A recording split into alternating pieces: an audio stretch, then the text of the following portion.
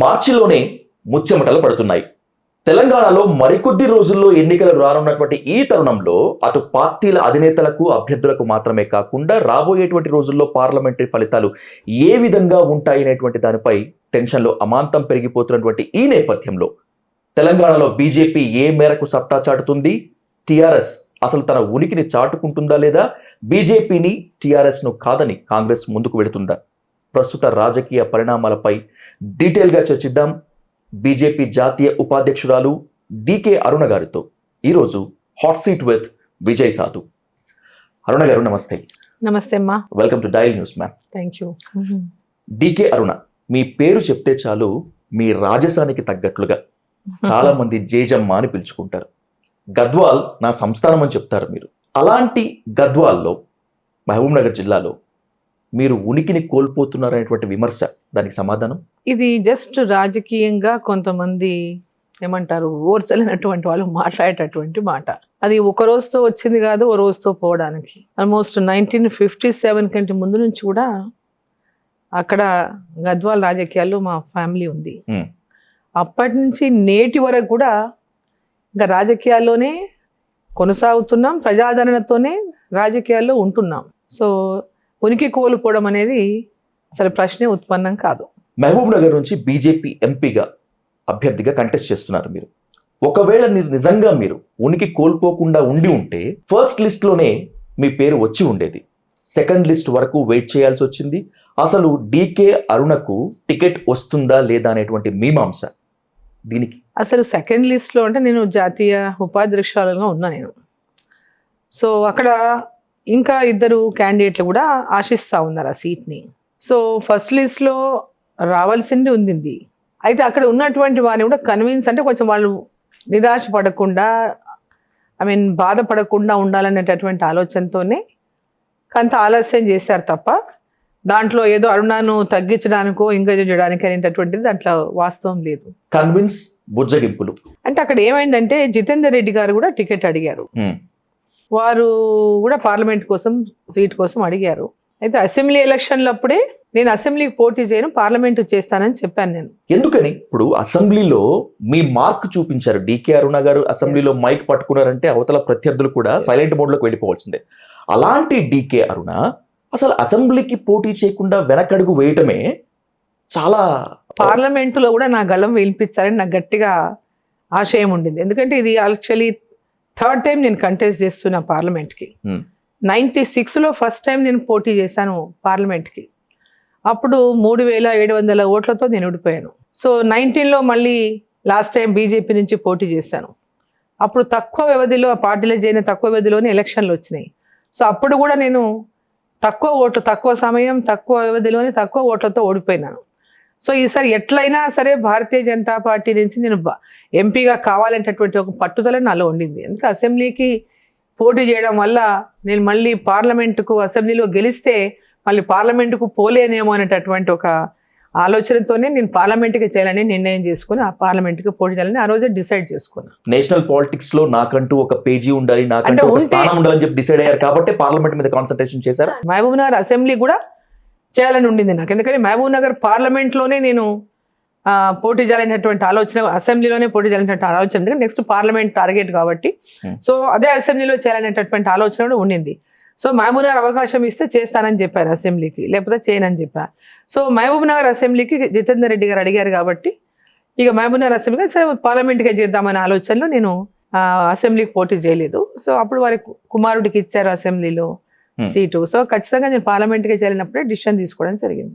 ఇందాక మీరు చెప్పినట్లు కన్విన్సింగ్, బుజ్జగింపులు, సంప్రదింపులు వినటానికి చాలా పాలిష్డ్గా ఉన్నాయి. కానీ జితేందర్ రెడ్డిని బీజేపీలోంచి బయటకు పంపించేసి డికే అరుణ టికెట్ తెచ్చుకున్నారు అంటే వాట్ డు యు ఆన్సర్? ఇది ఎట్లుంటదంటే జితేందర్ రెడ్డిని బీజేపీలోంచి అరుణ ఎందుకు పంపిస్తుంది? జితేందర్ రెడ్డిని పార్టీలో వచ్చింది నేను 19లో ఫస్ట్ నేనే పార్టీలో చేరినా. నాకంటే ముందు జితేందర్ రెడ్డి గారు పార్టీలోకి రాలేదు. ఫస్ట్ థింగ్ అందరికీ తెలవాల్సినటువంటి అవసరం ఉంది. 2019లో అసలు అంతకుముందు జితేందర్ రెడ్డి గారు బీజేపీలో ఉన్నారు, ఇక్కడ పార్టీ టికెట్ ఇవ్వకపోతే మళ్ళీ టీఆర్ఎస్లోకి వెళ్ళారు, మళ్ళీ అక్కడ ఇవ్వకపోతే ఇక్కడ వచ్చారు, అది వేరే సంగతి. కానీ 2019లో అందరికంటే ముందు భారతీయ జనతా పార్టీలోకి జాయిన్ అయిందే డికే అరుణ. ఎగ్జాక్ట్లీ. సో ఆ తర్వాతనే ఒకరు వచ్చి అందరూ కూడా భారతీయ జనతా పార్టీలో జాయిన్ అయ్యారు. పార్టీ బలోపేతం అవుతున్న కొద్దీ అందరూ భారతీయ జనతా పార్టీలోకి వచ్చారు. నరేంద్ర మోదీ గారి యొక్క కరిష్మా పెరుగుతున్న కొద్దీ అందరూ భారతీయ జనతా పార్టీ వైపు అందరూ చూపొచ్చు, అందరూ జాయిన్ అవుతూ పోయారు చాలా మంది. సో జితేందర్ రెడ్డి గారు కూడా లాస్ట్ టైం టీఆర్ఎస్ పార్టీలో టికెట్ ఇవ్వలేదు. టీఆర్ఎస్ పార్టీలో అక్కడ ఉన్న ఎమ్మెల్యేలంతా వారిని వ్యతిరేకించారు. అక్కడ ఉన్న 7 మంది ఎమ్మెల్యేల పార్లమెంట్ సెగ్మెంట్ లో జితేందర్ రెడ్డి గారికి టికెట్ ఇస్తే మేము ఎవరం పనిచేయమని వ్యతిరేకిస్తున్నప్పుడే ఆయన టికెట్ అప్పుడు టీఆర్ఎస్ పార్టీ కేసీఆర్ గారు టికెట్ ఇవ్వలేదు. ఆ తర్వాత వారు భారతీయ జనతా పార్టీలోకి వచ్చిండ్రు. సో భారతీయ జనతా పార్టీ వారిని గౌరవించింది. భారతీయ జనతా పార్టీ నేషనల్ ఎగ్జిక్యూటివ్గా వారికి స్థానం ఇచ్చింది పార్టీలో. ఆ తర్వాత పార్టీలో కూడా కీలకంగా వారిని గౌరవించింది. వారి కుమారుడికి మొన్న అసెంబ్లీలో మహబూబ్ నగర్ నుంచి, మహబూబ్ నగర్ అంటే చాలా ఇంపార్టెంట్ జిల్లా హెడ్ క్వార్టర్ సీటు, అయినా వారు కోరినందుకు వారి కుమారుడికి ఆ సీట్ ఇచ్చింది. సో పార్టీ ఎక్కడ వారిని తక్కువ చేయలేదు, గౌరవం తగ్గించలేదు. సో చివరి వరకు కూడా వారి అసెంబ్లీ లాస్ట్ టైం పోటీ చేసింది డి కరుణ గారు, తక్కువ ఓటుతో ఓడిపోయింది. సో సర్వేస్లో అన్నింటిలో కూడా ప్రజలందరూ కూడా కోరుకుంటున్నటువంటి సర్వేస్ కూడా మరి డి కరుణ అయితేనే ఇక్కడ గట్టి పోటీ ఇవ్వగలుగుతుంది. ఇక్కడ జిల్లాలో ప్రధానమంత్రి గారు పెద్ద ఎత్తున మళ్ళీ రావాలనేటటువంటి వాతావరణం ఉన్నప్పటికీ కూడా ఇక్కడ ముఖ్యమంత్రి గారి కాన్స్టిట్యున్సీ కూడా ఈ పార్లమెంట్లోనే ఉంటుంది కాబట్టి ఇక్కడ బలమైనటువంటి ఫైట్ ఉంటుంది. కాబట్టి ప్రజల లోపల ఎవరైతే బాగుంటుంది, ఎవరైతే మనకు అవకాశం ఎక్కువగా ఉంటేటటువంటి ఆలోచనతోనే పార్టీ నిర్ణయం చేసుకుంది.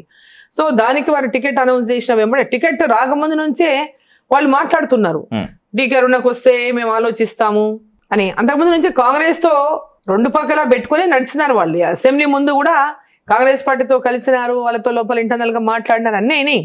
సో మళ్ళీ ఇప్పుడు కూడా మాకు ఇస్తే ఉంటాం లేకుంటే లేదు అనేటటువంటి ధోరణి జితేందర్ రెడ్డి గారు బయట కూడా చాలా చోట్ల మాట్లాడినారు. సో వారిని నేను పంపించడం అనేది ఇక్కడ వాస్తవం కాదు. మీరు పంపించలేదు సరే, జితేందర్ రెడ్డి గారే పార్టీలోంచి వెళ్ళిపోయారా లేకపోతే పొమ్మనకుండా పొగబెట్టారా? ఆ పొగ వెనుక మీరు ఉన్నారా? అట్లా చెప్పాలంటే పొమ్మనకుండా పొగబెట్టిండ్రు ఇవన్నీ కూడా కరెక్ట్ కాదు. రాజకీయాల్లో ఎవరి వాళ్ళ ఆలోచనల కొద్దీ వాళ్ళు వెళ్తారు. డి కరుణ పొగబెడితే ఇంకోరు వెళ్ళరు, లేకుంటే వాళ్ళు ఎంతమందో పొగబెడితే డి కరుణ పార్టీ పోలేదు కదా. సో ఇవన్నీ కూడా వాస్తవం కాదు. వారు పార్టీలో మారాలనుకున్నారు, అక్కడ ఏదైనా ఆపర్చునిటీ వస్తుంది అనుకున్నారు, అక్కడ ఇంకొక ఆపర్చునిటీ ఏదైనా వాళ్ళ బిజినెస్ పరంగా కూడా ఏదైనా ఉపయోగం ఉంటుందేమో, స్టేట్ ఏదైనా ఉందేమో, ఏదో రకంగా వారితో లాభం ఉంది అనేటువంటి ఆలోచన ఉండొచ్చు, వాళ్ళు మారిండొచ్చు. దానికి డి కరుణకు వారి పార్టీ మారడానికి ఎలాంటి సంబంధం లేదు. ఏది ఏమైనప్పటికీ జితేందర్ రెడ్డి కాంగ్రెస్ లో చేరారు. రేపు మీరు బీజేపీ నుంచి ఎంపీగా కంటెస్ట్ చేసేటప్పుడు జితేందర్ రెడ్డి మీ ఓటమి కోసం కృషి చేయరా? సరే, రాజకీయాల్లో నేను బీజేపీలో ఉన్నా, వాళ్ళు కాంగ్రెస్లో ఉన్నారు అంటే ఆపోజిషన్ కదా. ఆయన ప్రత్యేకంగా కృషి చేసేది ఏముంటుంది అక్కడ? ప్రత్యేకంగా వాడు కృషి చేసేది ఏముంటుంది? He's in other party now, he's in Congress, నేను భారతీయ జనతా పార్టీ. మా పార్టీ గెలుపు కోసం మా కార్యకర్తలు పనిచేస్తారు, మా నాయకులు పనిచేస్తారు, కాంగ్రెస్ వాళ్ళు కాంగ్రెస్ పార్టీ గెలుపు కోసం పనిచేస్తారు. మొన్నటి వరకు జితేందర్ రెడ్డి బీజేపీలో ఉన్నారు, తనకంటూ ఒక వర్గాన్ని క్రియేట్ చేసుకుని ఉంటారు. అది మీకు తెలుస్తుంది, మాకన్నా కూడా బాగా ఇంటర్నల్ గా. రేపు బీజేపీలో ఉండేటువంటి తన వర్గంతో కానీ, కొత్తగా వచ్చినటువంటి కాంగ్రెస్ లో ఉన్నటువంటి తన క్యాడర్తో కానీ, ఇవన్నీ మీ గెలుపుకు స్పీడ్ బ్రేకర్స్ వేస్తాయి కదా. ఇక్కడ వ్యక్తులు కాదండి ఎలక్షన్ ఇది. ఆయన ఏదో స్పీడ్ బ్రేకర్ వేస్తాడు, ఇంకెవరో వేస్తారు కదా. ఇవాళ ప్రజలు కోరుకుంటున్నారు, ఇది దేశం కోసం జరుగుతున్నటువంటి ఎన్నిక. నరేంద్ర మోదీ గారు ప్రధానమంత్రిగా ఉండాలని జరుగుతున్నటువంటి ఎన్నిక. ఈ జిల్లాలో భారతీయ జనతా పార్టీ గెలిస్తే ఈ ప్రాంతం అభివృద్ధి అవుతుంది అనేటటువంటిది ప్రజలు భావిస్తున్నటువంటి ఎన్నిక. సో ఈ ఎన్నికల్లో ఇట్లా ఈ విధంగా అపోజిషన్ పార్టీల వాళ్ళు ఎలాంటి ప్రణాళికలు చేసుకున్నా దేశంలో నరేంద్ర మోదీ గారు ప్రధానమంత్రిగా ఉండాలి, ఈ దేశం కోసం నరేంద్ర మోదీ గారు ఈసారి ఈ యొక్క పార్లమెంట్లో ఓటు నరేంద్ర మోదీ గారికి. ఇక్కడ parliament seat last time D Karuna తక్కువ ఓటుతో ఓడిపోయారు. ఈమె జిల్లాకి ఇంతకుముందే అనేకమైనటువంటి అభివృద్ధిలో పాలు పంచుకున్నారు. ఈ జిల్లా అభివృద్ధిలో కూడా ఆమె కీలక పాత్ర ఉంది. ఈ ప్రాంతం మీద మమకారం ఉంది, ఈ ప్రాంతం పైన తనకు ఎమోషన్ ఉంది, ఈ ప్రాంతంలో అభివృద్ధి అనేటటువంటి ఒక ఆలోచన ఉన్నటువంటి ఒక కమిటెడ్ నాయకురాలనేటటువంటి ప్రజల లోపల ఉన్నట్టు అభిప్రాయం. సో ఇక్కడ డి కరుణమ్మని గెలిపించుకుంటే నరేంద్ర మోదీ గారి ప్రభుత్వంలో ఒక సైనికురాలుగా రేపు ఇక్కడ పనిచేస్తున్నటువంటి ఆలోచన ఇవాళ కార్యకర్తల్లో ఉంది, మా పార్టీ నాయకుల్లో ఉంది, పాలమూరు పార్లమెంటు ప్రజల లోపల కూడా ఉంది. రానున్న ఎన్నికల్లో మిమ్మల్ని మీరు నమ్ముకొని ఎన్నికలకు వెళ్తున్నారా, లేకపోతే ప్రధాని మోదీని నమ్ముకొని ఆయన చరిష్మా అయోధ్య రామ మందిరం ద్వారా ఓట్ల జడివాన కురిపిస్తుంది కాబట్టి గెలుపు సునాయాసం అనుకొని మీరు వెళ్తున్నారా? నేను ఇప్పుడు కొత్త వెళ్ళేది లేదండి, ముందే ఉన్నా కదా పార్టీలో. ఇప్పుడు కాదు వచ్చింది. మోదీ గారి నాయకత్వంలో పనిచేయాలని 19లో వచ్చినాం. మోదీ గారి నాయకత్వంలో పనిచేయాలి అని 19లో వచ్చిన, 19లో పోటీ చేసిన. అదేవిధంగా ఇప్పుడు పార్టీ మళ్ళీ నన్ను అభ్యర్థిగా ప్రకటించింది, ఇప్పుడు పోటీ చేస్తున్నా. నరేంద్ర మోదీ గారి నాయకత్వం కావాలని ఈరోజు వారి నాయకత్వంలో ఈ దేశం కోసం అందరూ వారి నాయకత్వాన్ని కోరుకుంటున్నారు. ఈరోజు రామాలయమే కావచ్చు, 370 ఆర్టికల్ రద్దే కావచ్చు, ఈ దేశాన్ని ప్రపంచ దేశాల్లో భారతదేశం యొక్క కీర్తి ప్రతిష్టలను పెంచినటువంటి నరేంద్ర మోదీ గారు ఈరోజు ప్రపంచానికే ఒక చరిష్మా కలిగినటువంటి నాయకుడిగా గుర్తింపు పొందినారు. అట్లాంటి నాయకుడి యొక్క సారథ్యంలో వారి నేతృత్వంలో ఎన్నికలు జరుగుతున్నాయి. ఇవాళ నరేంద్ర మోదీ గారి కరిష్మా 100% వారి కరిష్మాతో జరుగుతున్నటువంటి ఎన్నికలు ఇవి. దాంతోపాటు ఇక్కడ అభ్యర్థులు కూడా ముఖ్యమే. సో అభ్యర్థులు కూడా భారతీయ జనతా పార్టీ నరేంద్ర మోదీ గారి కరిష్మాతో ఏ అభ్యర్థులను పెడితే మనం ఈ ఎన్నికల్లో విజయవంతం అవుతామనేటటువంటి ఆలోచనతోనే ఈరోజు అభ్యర్థులను నిర్ణయించింది. సో ఈరోజు భారతీయ జనతా పార్టీ నరేంద్ర మోదీ గారి కరిష్మాతో పాటుగా వారి యొక్క అభివృద్ధి కార్యక్రమాలు, సంక్షేమ పథకాలు ప్రజల లోపలికి తీసుకెళ్లడము, ప్రజల్లోకి ఇప్పటికే ఇంటింటికి చేరినవి. ఈరోజు ప్రతి ఇంటికి కూడా నరేంద్ర మోదీ గారు ఇచ్చినటువంటి అభివృద్ధి కార్యక్రమాలు ప్రతి ఇంటికి చేరినాయి, ప్రతి ఒక్కరు అందుకున్నారు. ఈరోజు వారిని అందరినీ కూడా తట్టి లేపడము, వారిని అందరినీ కూడా ఈరోజు గుర్తు చేయడము. నరేంద్ర మోదీ గారు ఇవాళ ప్రతి ఇంట్లో కూడా కోరుకుంటున్నారా, ఈ ఓటు మొన్న వేసిన ఓటు కాంగ్రెస్కి వేసినాము, ఏ పార్టీలో ఉన్న వాళ్ళైనా. ఈరోజు ఉన్నటువంటి పరిస్థితులు, బీఆర్ఎస్ పార్టీ పరిస్థితి వ్యతిరేకమైనటువంటి ఓటుతోనే కాంగ్రెస్ పార్టీ అధికారంలోకి వచ్చింది. బీఆర్ఎస్ పార్టీ మీద వ్యతిరేకంతో కాంగ్రెస్ పార్టీ అధికారంలోకి వచ్చింది. కానీ కాంగ్రెస్ పార్టీ స్పెషల్గా ప్రజల లోపల ఇది ఏదో పెద్ద ఎత్తున పోరాటాలు చేసి ఒక విశ్వాసం కల్పించి అధికారంలోకి రాలేదు. తెలంగాణలో కేవలం భారతీయ జనతా పార్టీ టీఆర్ఎస్ పార్టీ మీద, బీఆర్ఎస్ పార్టీ మీద వ్యతిరేకతను పెద్ద ఎత్తున ప్రజల లోపల తీసుకొచ్చేటటువంటి అనేక పోరాటాలు చేసింది.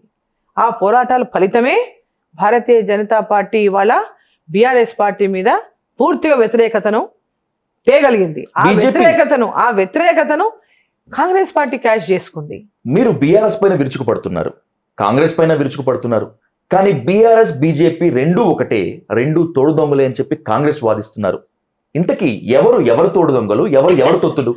అది చెప్పే పాపం కాంగ్రెస్ పార్టీ అధికారంలోకి వచ్చింది ప్రజల్ని నమ్మించగలడంలో. ఎందుకంటే ఒక అబద్ధాన్ని 10 సార్లు చెప్తే అది నిజం అనుకుంటారు. భారతీయ జనతా పార్టీని అంటే తెలంగాణలో బలోపేతం అవుతుందనేటటువంటి ఒక ఈర్షతో బీఆర్ఎస్ అండ్ కాంగ్రెస్ రెండు లోపాయకారి ఒప్పందంతోనే భారతీయ జనతా పార్టీని డౌన్ చేయడానికి ప్రయత్నం చేసినటువంటి భాగంలోనే బీఆర్ఎస్ బీజేపీ ఒకటి అటువంటిది ఒక నినాదాన్ని తీసుకొచ్చినాయి. ఆ నినాదంతోన కాంగ్రెస్ పార్టీని పైకి లేపింది బీఆర్ఎస్ పార్టీ. ఆ లేపిన సందర్భంగా వాళ్ళు తలపెట్టినటువంటి ఏదైతే ఇది ఉందో, అంటే తాము నమ్ముకున్న తాము తోడుకున్న గుంతలో తామే పడ్డట్టు బీఆర్ఎస్ పార్టీ పడిపోయింది. ఆ గుంతలో తాము ఏదైతే తవ్వుకున్నారో అదే గుంతలో పడిపోయింది బీఆర్ఎస్ పార్టీ.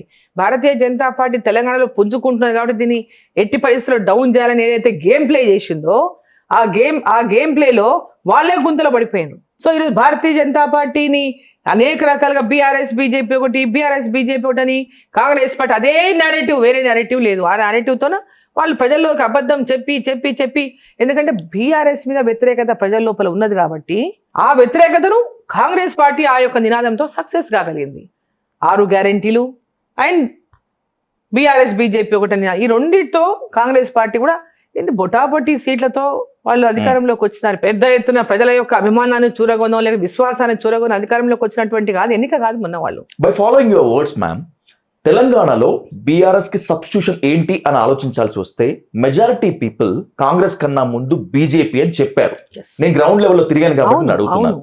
అయినప్పటికీ బీఆర్ఎస్ కి సబ్స్టిట్యూషన్ గా కాంగ్రెస్ ని చూశారు కానీ బీజేపీని చూడలేదు.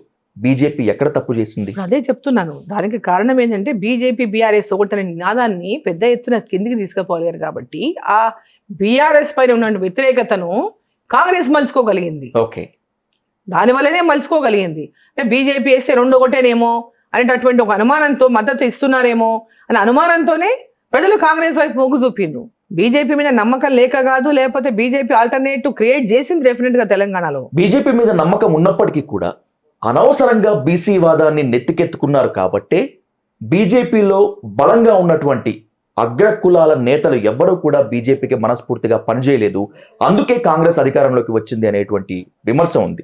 నిజంగా మీరు you always speaks from the heart కదా, చెప్పండి. అది వాస్తవం కాదు, అదే కారణం అనేది వాస్తవం కాదు. అట్లా అంటే రేవంత్ రెడ్డి గారు రెడ్ల గురించి మాట్లాడిండు, మరి బీసీలందరూ వ్యతిరేకించలేదే. ఆయన ఓన్లీ ఫర్ రెడ్డీస్ గురించే మాట్లాడిండు.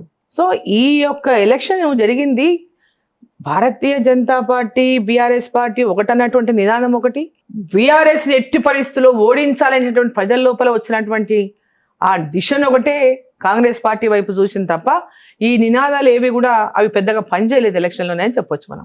మహబూబ్ నగర్ జిల్లా రాజకీయ చరిత్రను కనుక చూసుకుంటే ఖచ్చితంగా మాట్లాడుకోవాల్సినటువంటి పొలిటికల్ ఫ్యామిలీ మీది. అంత సుదీర్ఘ రాజకీయ ప్రస్థానం ఉన్నటువంటి డికే అరుణ గురించి ఇప్పుడు ఈ మధ్య మీ ప్రత్యర్థులు కావచ్చు, కొంతమంది లోకల్ నాన్ లోకల్ తేడా తీసుకొస్తున్నారు. ఇంతకీ మీరు లోకలా నాన్ లోకలా? పాలమూరు జిల్లా నాది, పాలమూరు గడ్డ మీద పుట్టిన బిడ్డను నేను. పాలమూరు పుట్టినీళ్ళు, పాలమూరు మెట్టినీళ్ళు నాది. ఈరోజు సరే రాజకీయాల్లో కొందరు తమ యొక్క ఏమంటారు ఉనికిని చాటుకోవడానికి డీకే అరుణని టార్గెట్ చేస్తే మా ఉనికి నిలబడుతుంది అనుకుంటే వాళ్ళు మాట్లాడుతుంటారు. అటువంటి వాళ్ళే ఇప్పుడు ఎక్కువ అయిపోయినారు.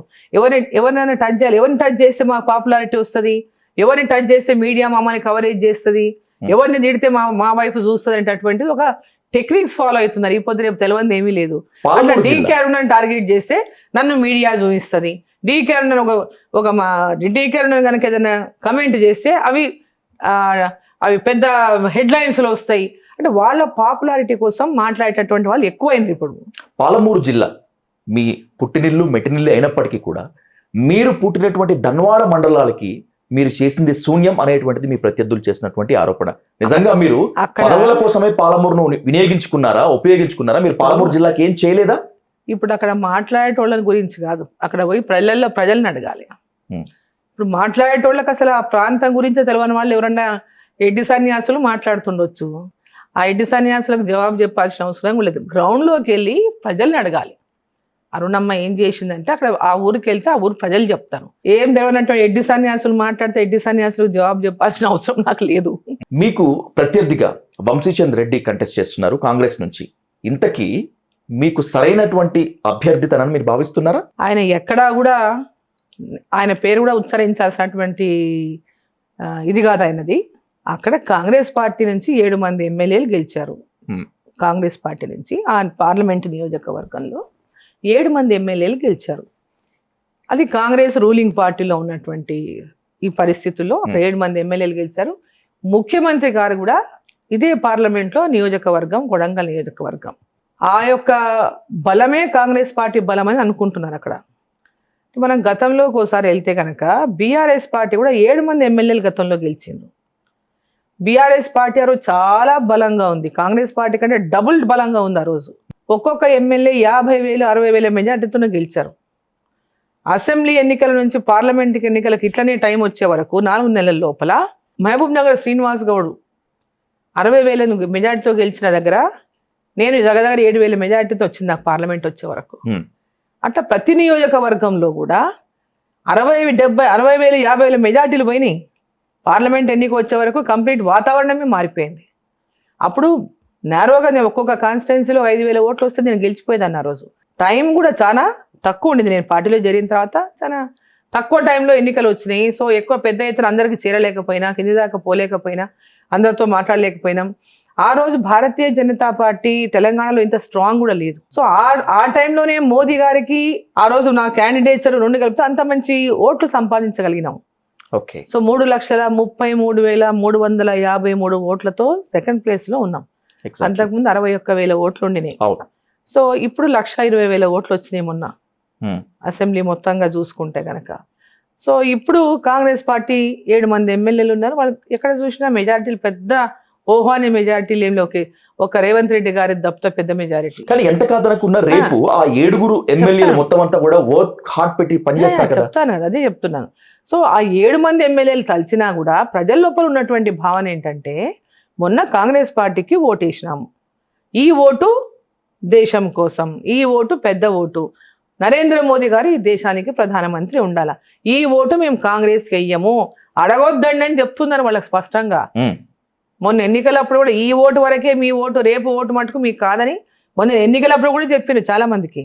ఇప్పుడు కూడా వాళ్ళు చెప్తున్నారు ఈ ఓటు మోదీ గారికి, ఈ ఓటు కాదు మీకు, ఈ ఓటు మేము పైకేస్తాం, మా ఇష్టం వదిలేయండి మమ్మల్ని అని చెప్తున్నారు, ప్రజలే చెప్తున్నారు. సో ఈరోజు వాతావరణం ఇస్ టోటలీ డిఫరెంట్గా ఉంది. అక్కడ ముఖ్యమంత్రిగా రేవంత్ రెడ్డి గారు ఉన్నారు కాబట్టి వీళ్ళందరంటే ఒక బలమైన పోటీ ఉంటుంది అనేటటువంటి ఒక ఆలోచన అందరిలో ఉంది. ఉన్నప్పటికీ కూడా రేవంత్ రెడ్డి గారు ప్రధానమంత్రి గారితో మాట్లాడినప్పుడు ఏం చెప్పారు? ఈ రాష్ట్ర అభివృద్ధి కోసం ప్రధానమంత్రి గారు సహకారం కావాలన్నారు. మరి ప్రధానమంత్రి గారు సహకారం కావాలంటే ఎట్లా అందుతుంది? అంటే రేపు రాబోయేటువంటి ఎన్నికల్లో ఆయన మీకు సహకరిస్తారా Revanth Reddy? No I'm not going to say. ఇక్కడ పార్లమెంటు సభ్యులందరూ కూడా పెద్ద ఎత్తున బీజేపీకి గెలుస్తేనే కేంద్రంలో నరేంద్ర మోదీ గారు ప్రధానమంత్రిగా ఉంటారు కాబట్టి తెలంగాణకు పెద్ద ఎత్తున సహకరించినటువంటి పరిస్థితి ఇంకా మెరుగు. అంటే మేము ఇక్కడ పార్లమెంటు సభ్యులుగా రేపొద్దున ఎన్నికవుతాను. మా జిల్లాకు సంబంధించినటువంటి అనేక ప్రాజెక్టులు కానీ డెవలప్మెంట్లో కానీ ముఖ్యమంత్రిగా రేవంత్ రెడ్డి గారు ఉన్నారు. అరే మీరు ముఖ్యమంత్రి ఇవ్వండి, నేను జాతీయ స్థాయిలో ఏం కావాలో నేను తీసుకొస్తాను. ఎట్లాగో డెవలప్మెంట్ కావాల్సింది కేంద్రం నుంచే. ఇప్పుడు రాష్ట్రంలో పరిస్థితి మనకు అందరూ తెలుసు ఏముందో.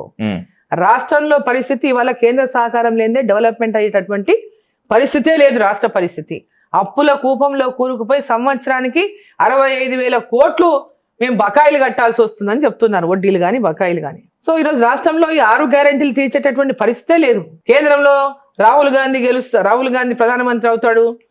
మీరు 6 గ్యారెంటీలు అమలు కావాలంటే 17 సీట్లు గెలవాలని మరి రేవంత్ రెడ్డి గారు చెప్తున్నారంటే అక్కడ రాహుల్ గాంధీ ప్రధానమంత్రి అయ్యేది లేదు.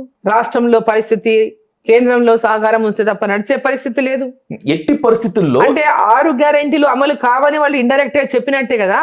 వాళ్ళు కూడా ఎట్టి పరిస్థితుల్లో ఈ లోక్సభ ఎలక్షన్స్ లో రాహుల్ గాంధీ ప్రధాని అవుతారు, ఆయన్ని ప్రధాని చేయటమే మా టార్గెట్ అని చెప్పి ప్రతి ఒక్కళ్ళు చెప్తున్నారు. అది ఎవరైనా పసిపిల్లని అడగండి, అది వాస్తవమా చెప్తారు. ఏ పసిపిల్లగాని పోయి అడిగినా రాహుల్ గాంధీ గారు ప్రధానమంత్రి అవుతారా అంటే ఏ ఒక్కరన్నా అవుతారని చెప్పమనండి. కాంగ్రెస్ నాయకులు చెప్పుకోవడం పక్కన పెట్టండి, కామన్ పీపుల్ పోయి అడగండి మీరు. వాళ్ళే యూపీ వదిలిపెట్టి బయటికి వెళ్ళిపోయేటటువంటి పరిస్థితి వచ్చింది. మంది గురించి మాట్లాడితే ఎట్లండి వీళ్ళు? ఈరోజు సొంత స్థలమైనటువంటి రాహుల్ గాంధీ యూపీని వదిలిపోయి కేరళకి వెళ్ళిపోయాడు. వాయనాడు అదే కేరళ స్టేట్ వాయనాడుకి వెళ్ళిపోయాడు. అంటే పరిస్థితి ఏంది? ఈరోజు ఓ రోజు దేశాలను ఏలినటువంటి కుటుంబం. అంటే ఎవరిని ఉంచట్లేదు మీ పార్టీ. ప్రజల లోపల వాళ్ళ విశ్వాసాన్ని కోల్పోతున్నారు. వీళ్ళ నుంచి ఏమి అవ్వదు అనేది ప్రజలకు ఈరోజు అర్థమైపోయింది. వీళ్ళ వల్ల దేశానికి చాలా నష్టం జరిగింది, ఇంకా భవిష్యత్తులో జరగకూడదు అనేటటువంటిది ప్రజలు ఈరోజు ఆ లైన్లో ఆలోచిస్తున్నటువంటి పరిస్థితిని చూస్తున్నాం. రాజకీయ విశ్లేషకుల నుంచి కానీ సామాన్యుల నుంచి కానీ ఎటు చూసుకున్నా కూడా తెలంగాణలో ది మోస్ట్ కాన్సన్ట్రేషన్ ఉన్నటువంటి సీట్స్ లో మహబూబ్ నగర్ ఒకటి. రాబోయే ఎన్నికల్లో డీకే అరుణ గెలుస్తారా, వంశీచంద్ర రెడ్డి గెలుస్తారా అని చూడటం లేదు. రేవంత్ రెడ్డి గెలుస్తారా, డీకే అరుణ గెలుస్తారా అనేటువంటిది ఒక టాక్ నడుస్తుంది. అరుణ గారు, రాబోయేటువంటి ఎన్నిక మీరు వర్సెస్ రేవంత్ రెడ్డినా? అక్కడ రేవంత్ రెడ్డి వర్సెస్ నేను కాదు, ఇది జాతీయ స్థాయిలో పార్లమెంట్ ఎన్నికలు, ఇవి రాష్ట్రం ఎన్నికలు కాదు. ఇక్కడ అసెంబ్లీ ఎన్నికల్లో అయితేనేమో రేవంత్ రెడ్డి గారు నేను పోటీ పడుతున్నామంటే అది ఉండేదేమో, ఆయన ఒక పార్టీలో ఉండి నేను ఒక పార్టీలో ఉండి పోటీ చేసుకుంటుంటే ఉండేదేమో. ఇక్కడ ఈ ఎన్నికలు పార్లమెంట్ ఎన్నికలు. ఆల్రెడీ ముఖ్యమంత్రికి ఎన్నికలు జరిగిపోయినాయి. రాష్ట్రంలో ముఖ్యమంత్రి ఎవరు ఉండాలో కాంగ్రెస్ వాళ్ళు ఉండాలన్నారు. కాంగ్రెస్ పార్టీ ముఖ్యమంత్రిగా రేవంత్ రెడ్డి గారిని డిసైడ్ చేసింది. ఆ part over, that part is over now. Now the part next begins. కేంద్రంలో ఎవరు ఉండాలి? ప్రధానమంత్రి నరేంద్ర మోదీ గారు ఉండాలి, ఇక్కడ డీకే అరుణ ఉండాలి. మహబూబ్ నగర్లో డీకే అరుణ ఉండాలి. దేశం కోసం నరేంద్ర మోదీ కావాలి, పాలమూరు కోసం డీకే అరుణ కావాలనేది ఈరోజు ప్రజల లోపల ఉన్నటువంటి ఆలోచన. రేవంత్ రెడ్డి సీఎం అయిన తర్వాత భయపడినటువంటి వ్యక్తుల్లో డీకే అరుణ కూడా ఒకరు అని అంటారు చాలా మంది. నిజంగా రేవంత్ రెడ్డి సీఎం అయిన వెంటనే మీరు భయపడ్డారా? దేనికి భయపడాలి రేవంత్ రెడ్డికి? గతంలో మీ ఇద్దరి మధ్య జరిగినటువంటి సంవాదము, వాదం, వివాదం ఇదంతా ది మోస్ట్ వైరల్ కదా అరుణ గారు. ఎస్, అప్పుడు వారు టీడీపీ పార్టీలో ఉన్నారు, నేను జిల్లా మంత్రిగా ఉన్నాను. నేను ఆ రోజు మినిస్టర్గా ఉన్నాను, జిల్లా మంత్రిగా కొడంగల్ నుంచి వారు ఎమ్మెల్యేగా ఉన్నారు టీడీపీ నుంచి. అక్కడ మా పార్టీ ఎమ్మెల్యేగా గురునాథ్ రెడ్డి గారు సీనియర్ నాయకుడు, ఆయన ఓడిపోయాడు, రేవంత్ రెడ్డి గారు గెలిచారు. అప్పుడు డెవలప్మెంట్ పరంగా ఆ ప్రాంతానికి వెళ్ళినప్పుడు అక్కడ సబ్ స్టేషన్స్ కానీ రోడ్స్ కానీ వాటి కోసం నేను ఫౌండేషన్స్ కానీ ఇనాగ్రేషన్స్ కానీ ఆ ప్రాంతంలో కూడా డెవలప్మెంట్ చాలా చేశాము. అనేక సబ్స్టేషన్ నిర్మాణం చేశాము ఆ వరంగల్ నియోజకవర్గంలో కూడా. అనేక డ్రింకింగ్ వాటర్ స్కీమ్స్ ఇచ్చాము అప్పుడు.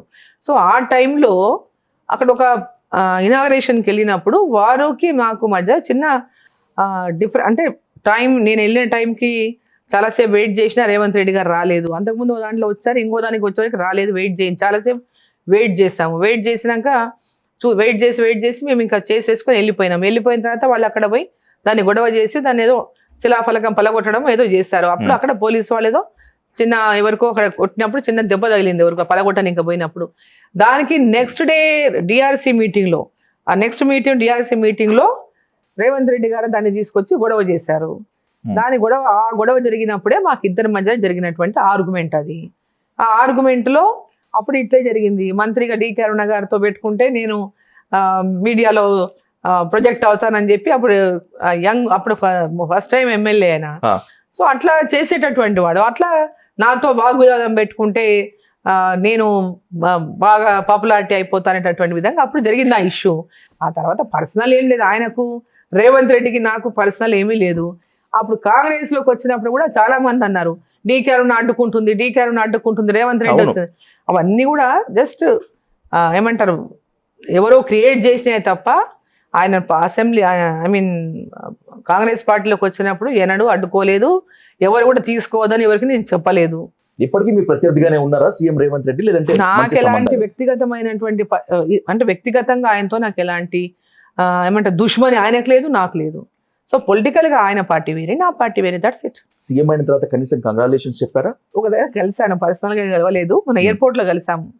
మోదీ గారు వచ్చినప్పుడు ఎయిర్పోర్ట్ లో కలిశారు. ఆ రోజు కంగ్రాచులేట్ చేశాను.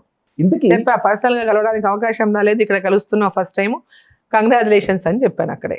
కానీ రేపు రాబోయేటువంటి ఎన్నికల్లో ఖచ్చితంగా మీ ఓటమికి ఆయన కాన్సన్ట్రేషన్ చేసి తీరుతారు. వాళ్ళని ఎదుర్కోవటానికి కాంగ్రెస్ వాళ్ళు చెప్తున్నటువంటి స్ట్రాటజీస్ని ఎదుర్కోవడానికి మీ దగ్గర ఉన్నటువంటి స్పెషల్ ప్లాన్ ఏంటి? వాళ్ళ స్ట్రాటజీస్ వాళ్ళకుంటాయి, మా స్ట్రాటజీస్ మాకుంటాయి. ఎట్టి పరిస్థితుల్లో గెలవాలని మా స్ట్రాటజీ ఉంటుంది. సరే ఎట్టి పరిస్థితుల్లో గెలవాలని వాళ్ళ స్ట్రాటజీ ఉండొచ్చు. సో ఎవరి స్ట్రాటజీ వాళ్ళకు ఉంటుంది. అల్టిమేట్గా నాకు విశ్వాసం ఉంది, 100% నేను సక్సెస్ అవుతాను.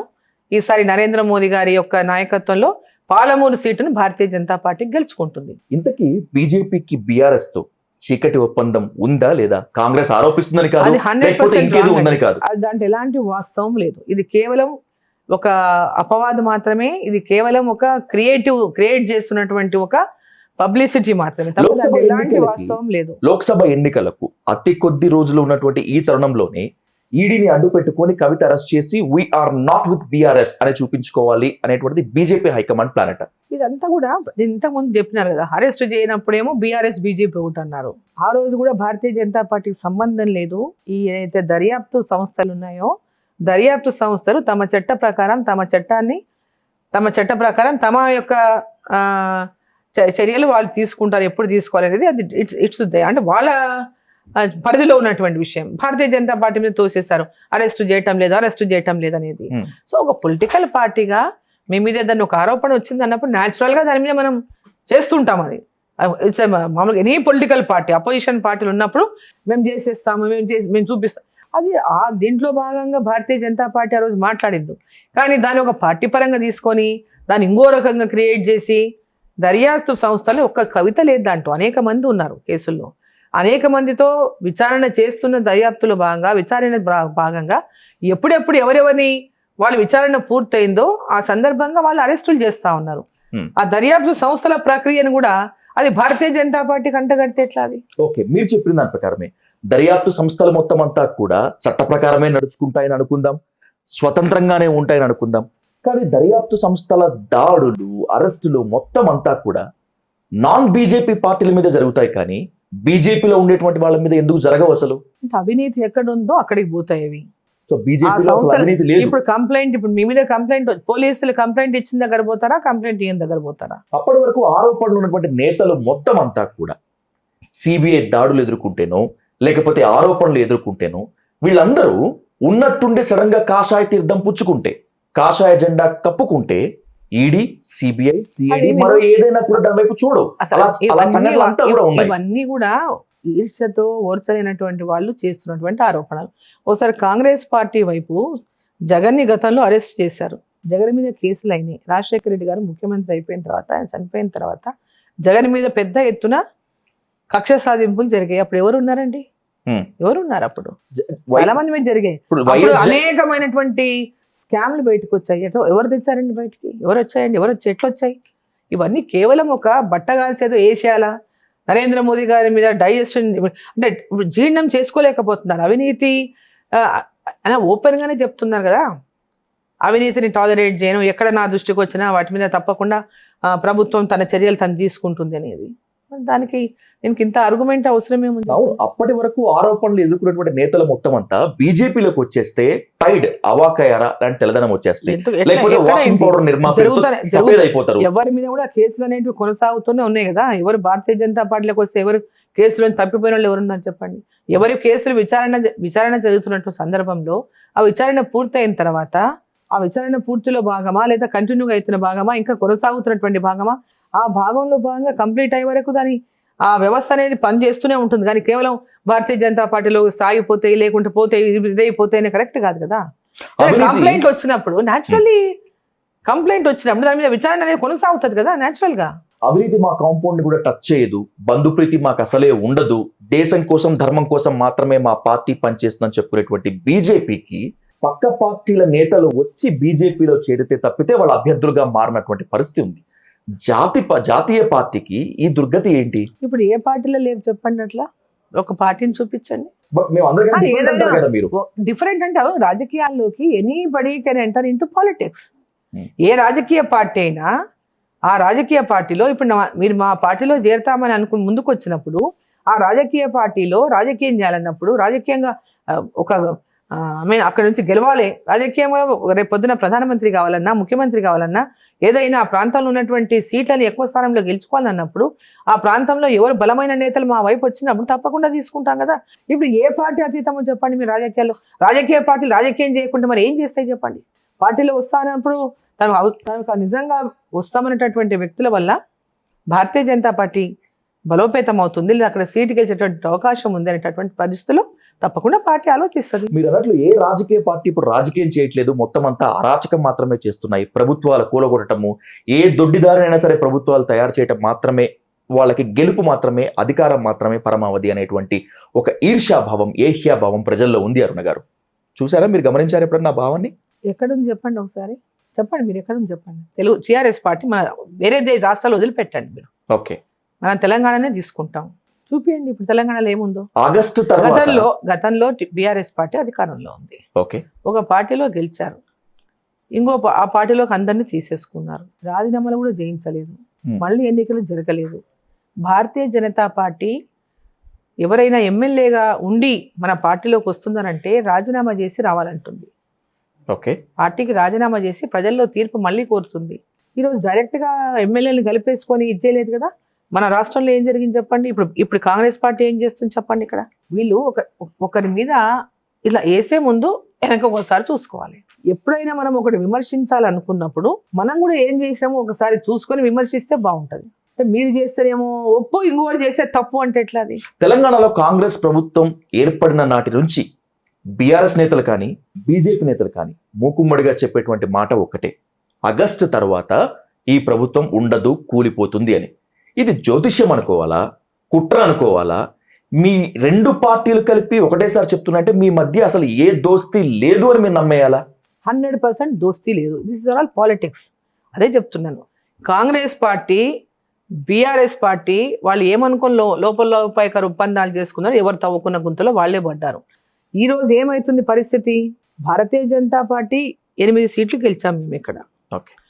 ఇప్పుడు వాళ్ళ లోపల ఉన్నటువంటి ఏవైతే ఉన్నాయో విత్ ఇన్ ద పార్టీలో ఉన్నటువంటి విషయాలు బయటకు వచ్చినప్పుడు కానీ, అక్కడ జరుగుతున్నటువంటి తతంగాలు బయట తెలిసినప్పుడు కానీ ఇటువంటి రాజకీయాల్లో ఇటువంటి కామెంట్స్ చేయడం అనేది చాలా సహజం. కానీ వాళ్ళకి అభద్రతా భావం ఉండాల్సినటువంటి అవసరం లేదు. వాళ్ళకి ఎమ్మెల్యేల మీద నమ్మకం ఉండాలి, వాళ్ళ పార్టీ నాయకుల మీద వాళ్ళకి నమ్మకం ఉండాలి. రాజకీయ పార్టీలు ఇటువంటివి చేస్తూనే ఉంటాయి ఎదుటి మనిషిని వీక్ చేయడానికి. ఇవన్నీ పొలిటికల్ ఎత్తుల్లో భాగాలు. రాజకీయాల్లో ఆ మాత్రం కూడా ఇది లేకుండా మమ్మల్ని గులగొడతారంట అని రోజంతా చెప్పుకొని ఎవరి కోసం సింపతి? మేక్ ఇట్ క్లియర్ అరుణ గారు, ఎవరి ఆగస్టు sympathy తర్వాత కోసం? ప్రభుత్వం ఉంటుందా, కూలిపోతుందా? అది కాంగ్రెస్ పార్టీ చెప్పాలి. మాకేం సంబంధం చెప్పండి? మాకేం సంబంధం? వాళ్ళ పార్టీ ఉంటుందా ఊడుతుందా అనే సంగతి అది విత్ ఇన్ ద పార్టీ వాళ్ళకి తెలవాలి. మీరు వాళ్ళ దశలో పార్టీలో comment చేశారు. వాళ్ళ పార్టీలో ఏ రకమైనటువంటి అండర్స్టాండింగ్స్ తో గవర్నమెంట్ ఫామ్ అయింది, ఏ రకమైనటువంటి ఒకరికొకరు విశ్వాసం లేకుండా వాళ్ళు ఉన్నారు. ఏ రకంగా ఈ రోజు వాళ్ళకు మా పార్టీని మా ప్రభుత్వాన్ని కూలగొడతారంట అనేటటువంటి మాట ఎందుకు అంటున్నారు? అది వాళ్ళు చెప్పాలి. బీఆర్ఎస్ నేతల స్టేట్మెంట్లు కాసేపు పక్కన పెట్టేసి మీ పార్టీ వాళ్ళు చేసినటువంటి మాటలే మాట్లాడుకుందాం. ఒక దశలో మీరు చెప్పారు, మీ నేను పార్టీ ఎప్పుడు సీనియర్ చెప్పలేదు. నేత నేను ఎప్పుడు చెప్పలేదు. ఓకే, మీ పార్టీ సీనియర్ నేత లక్ష్మణ్ కూడా చెప్పారు, ఎట్టి పరిస్థితుల్లో ఈ ప్రభుత్వం అధికారంలోకి ఉండదు, కూలిపోతుంది అని చెప్పి. మీరు అన్నట్లుగానే ఎవరైనా కాంగ్రెస్ వాళ్ళు మీకు ఒప్పందించారా, లేకపోతే కోవట్ రాజకీయాలు చేయడంలో దిట్టగా? లక్ష్మణ్ గారు మరి ఏ రకమైనటువంటి సమాచారం వారికి ఉందో వాళ్ళు మాట్లాడారు. ఓకే, నా దీని ప్రకారం నేను చాలా స్పష్టంగా చెప్పిన, వాళ్ళకి ఏదైనా వాళ్ళ దాంట్లో వాళ్ళు ఏదైనా డివైడ్ అయిపోయి వాళ్ళు చీలిపోయి వాళ్ళకైనా అభద్రతా భావం ఉంటే any political party will take an advantage. వాళ్ళకి అభద్రతా భావం ఉన్నప్పుడు దానికి ఏ పార్టీ రాజకీయాల్లో ఇప్పుడు అలాంటి అవకాశం వస్తే కాంగ్రెస్ పార్టీ వదిలేస్తుందా? ఒకవేళ నిజంగా అలాంటి అవకాశమే గనక తెలంగాణలో ఉత్పన్నమైతే బీజేపీ దాన్ని ఓవర్టేక్ చేస్తుందా, హ్యాండ్ ఓవర్ చేసుకుంటుందా? అలాంటి పరిస్థితి వస్తుందని ఇప్పుడైతే ప్రస్తుతానికైతే నేను భావించడం లేదు. ఓకే, ఎందుకంటే వాళ్ళు ఈరోజు అధికారంలోకి వచ్చి 3 నెలలు అయింది.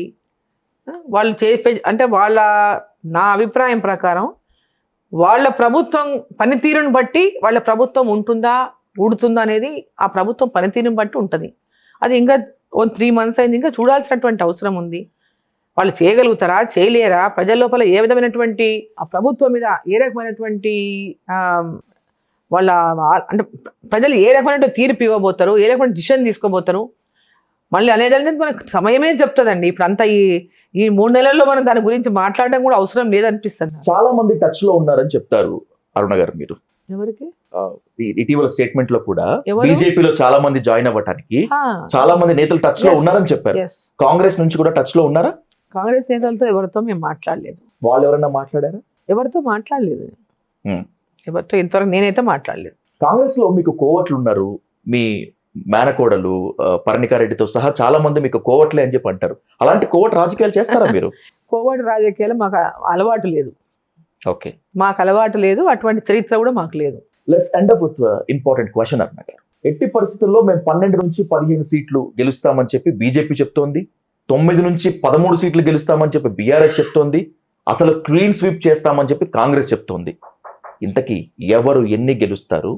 రాబోయేటువంటి పార్లమెంట్ సెషన్స్ లో కౌంట్ బనేగా బాద్షా. ఖచ్చితంగా భారతీయ జనతా పార్టీ అత్యధిక స్థానాలు తెలంగాణ నుంచి గెలుచుకుంటుంది, దాని ఎలాంటి అనుమానం లేదు. ఫస్ట్ 8 to 10 అనుకున్నాం మేము. ఈ రోజు ఉన్న పరిస్థితిలో అది 10 to 12 అవుతున్నట్టుంది. 10 to 12 కూడా అవ్వచ్చు అనేటటువంటి వాతావరణం కనిపిస్తూ ఉంది. రోజుకి వాతావరణం పెరిగింది అనుకోండి, ఇంకా పెరిగే అవకాశం ఉంటుంది. కానీ అత్యధిక సీట్లు భారతీయ జనతా పార్టీ గెలవడం ఖాయం. ఎన్నికల ఫలితాల తర్వాత మళ్ళీ డైల్ న్యూస్ అంటే మేము తప్పకుండా డీకే అరుణ ఎంపీతో మాట్లాడతామా, లేకపోతే ఓటమిని విశ్లేషించుకుంటున్నటువంటి ఓ బీజేపీ నాయకురాలతో మాట్లాడతాం? డీకే అరుణ ఎంపీతో మాట్లాడతారు. All the best. Thank you so much. Thanks for your time. Thank you.